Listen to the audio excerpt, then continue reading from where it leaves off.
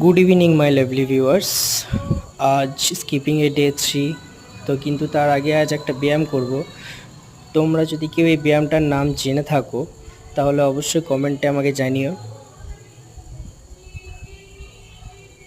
তো হয়ে গেছে ব্যায়াম, এবার শুরু করা যাক আমার 300 স্কিপিং ডে 3-র। এখনও 57 ডেজ আছে।